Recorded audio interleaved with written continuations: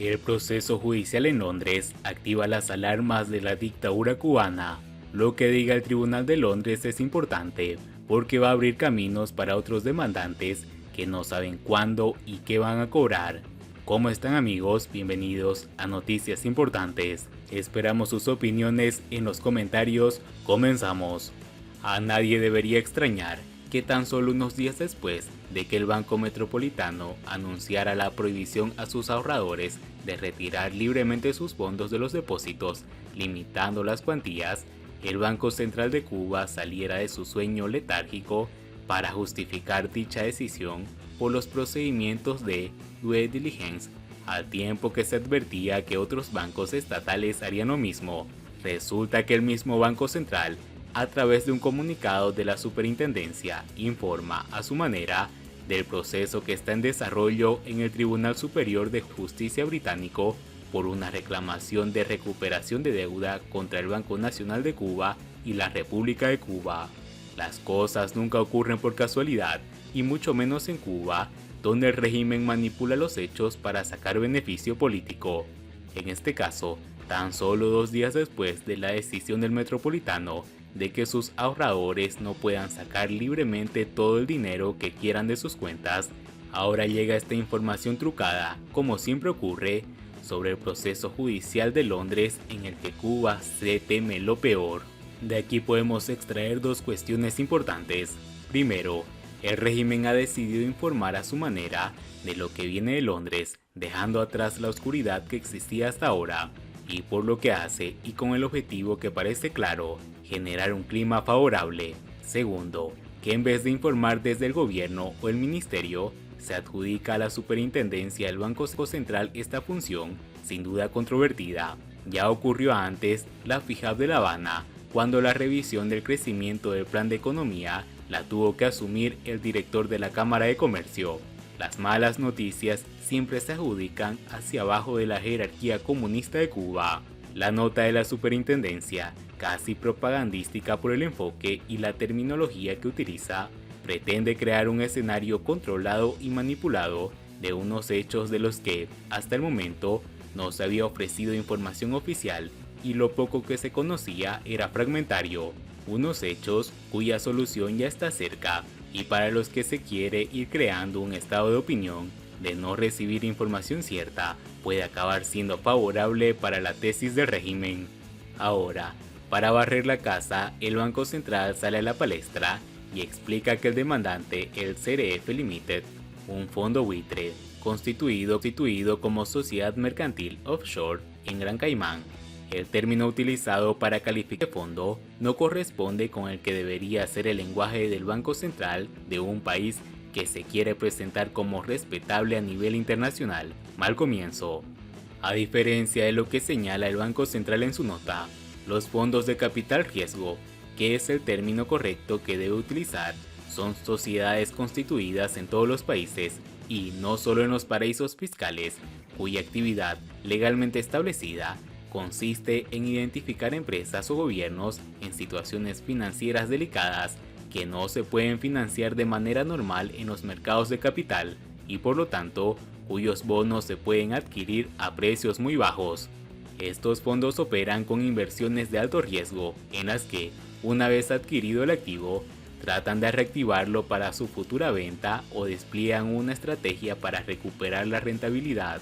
Estos fondos no obligan a nadie con escopeta a operar con ellos. Por lo contrario, los analistas señalan que estos son los gobiernos quebrados y que no tienen acceso a los mercados financieros internacionales, como es el caso de Cuba, los que recurren a estos fondos para atender sus necesidades financieras a través de intermediarios con los que esos gobiernos operan. Por lo tanto, estos fondos rara vez compran los bonos en el mercado secundario, como dice la superintendencia, sino que los gobiernos quebrados o con baja o nula solvencia financiera son los que se ponen en contacto con estos fondos para colocar su papel basura a precios en sí muy bajos, que obviamente no son los que aplican en las operaciones financieras regulares, operaciones que se hacen en silencio y con muy poca transparencia. Además, la decisión de recurrir a estos fondos fue adoptada por las autoridades de Cuba y no obligó a realizar estas operaciones nadie. Es impensable que alguien, sin la autorización de la cúpula, Fidel Castro vivía entonces, hubiera hecho operaciones de este tipo. Como consecuencia de estos procederes, el gobierno que acude a estos fondos de capital riesgo, como el de Cuba, obtiene financiación que no logra en el mercado regular, pero sus deudas experimentan un aumento significativo porque deben pagar precios muy altos. Además, si al llegar la devolución de la deuda o el pago de interés no se atendía debidamente, como ordenaba Fidel Castro en aquellos años, el asunto se llevaba de forma inmediata a los tribunales para el cobro en especie sin las condonaciones y facilidades que otras entidades, como el Club de París, ha ido otorgando a Cuba. Y expuestos los hechos, la nota del Banco Central de Cuba manipula el asunto al indicar que, en el procedimiento judicial, se dirime el CRF es acreedor del Banco Central y de Cuba, y por el monto de 72 millones de euros, en contra de quienes defienden el CRF, que no es acreedor del Banco Central ni de Cuba y nunca lo ha sido. El argumento que el comunicado de la superintendencia utiliza para justificar los hechos es débil a nivel técnico y no será atendido por el tribunal. Él mismo insiste en que el objetivo del procedimiento judicial es deuda pública porque fue contraída por el Banco Central de Cuba antes de 1997, cuando ejercía funciones del Banco Central. Sí, han oído bien, deudas antes de 1997. 30 años han pasado en los que el régimen comunista cubano ha hecho oídos sordos a las demandas de los acreedores. Bastante tiempo han dado al deudor que, además, no paga. Un tiempo desaprovechado porque la economía cubana hoy sigue igual de mal o peor que en 1997. Dinero para nada. No parece que el tribunal se entretenga con estas majaderías, porque lo más grave de todo es que el comunista en su defensa argumenta que, después de 1997, el Banco Central no tenía facultad para actuar en nombre del gobierno cubano, un argumento que los jueces no van a aceptar, con que se lean brevemente la Constitución o lo que dice la página web del Banco Central en sus funciones recogidas en la normativa publicada en la misma. En cuanto a la función de aprobación de cesión de la deuda pública, sin la autorización previa del Ministerio de Finanzas y Precios y del Consejo de Ministros, es otro argumento difícil de sostener. A ver quién en tiempos de Fidel Castro podría tomar en Cuba decisiones de ese calibre sin el beneplácito de la cúpula.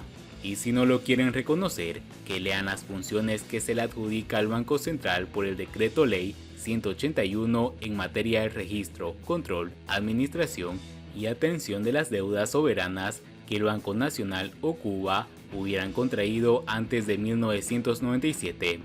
En dicho caso, no sería necesaria autorización alguna del Ministerio de Economía o del Consejo de Ministros como exige Cuba en el tribunal. No conviene olvidar que lo que se está juzgando en Londres no es propiamente una operación bancaria, sino una transacción de cesión de deuda en la que no varía ni el importe adeudado ni los intereses. El comunicado dice otra falsedad al afirmar que el Banco Central y Cuba jamás han desconocido sus deudas y han mantenido siempre el interés de negociar con sus legítimos acreedores, una afirmación que, lejos de ser cierta, no es sostenible por los hechos que, de buen seguro, serán expuestos por el demandante, acompañados de las reclamaciones continuas de acreedores de diversas procedencias, a lo que no se atiende o se piden aplazamientos, condonaciones o cualquier tipo de ayuda encubierta. Al tribunal, casi seguro, no le gustará que Cuba, por no tener información, sea de los pocos países del mundo que no publica de forma oficial su deuda externa o las inversiones extranjeras recibidas o las operaciones de capital de balanza de pagos. Basta con echar un vistazo a los informes de CEPAL para comprobar estas ausencias. La nota de la superintendencia dice que tanto el Banco Central como Cuba están personados en el procedimiento y defenderán sus derechos, lo que no admite cuestión, obviamente. El recurso a los tribunales de justicia, que suele ser privativo para los cubanos en la defensa de sus derechos, Cuba lo puede ejercer en un país democrático y libre, con un sistema judicial independiente que existe en un país con una economía de mercado como es Reino Unido. Otra cosa es que se salgan con la suya esta vez. Tal como se indica, la Superintendencia del Banco Central de Cuba como órgano de carácter técnico, con autonomía para el ejercicio de sus funciones asignadas por la ley, relacionadas con la inspección, vigilancia y control sobre las instituciones que realicen actividad financiera y bancaria en el país, informará oportunamente los resultados de este proceso. Vamos a ver si es verdad. Lo que diga el Tribunal de Londres es importante, porque va a abrir caminos para otros demandantes que no saben cuándo y qué van a cobrar. Se acabaron los tiempos de Fidel Castro, los compromisos se tienen que pagar en plazo y forma, o las cosas pueden ir mal, muy mal. Y bien amigos, así vamos terminando las noticias importantes del día de hoy. Por favor, nos ayudarían mucho compartiendo las noticias y así poder informar a muchas más personas de la verdadera realidad en Cuba. Patria y vida mis hermanos, nos vemos en el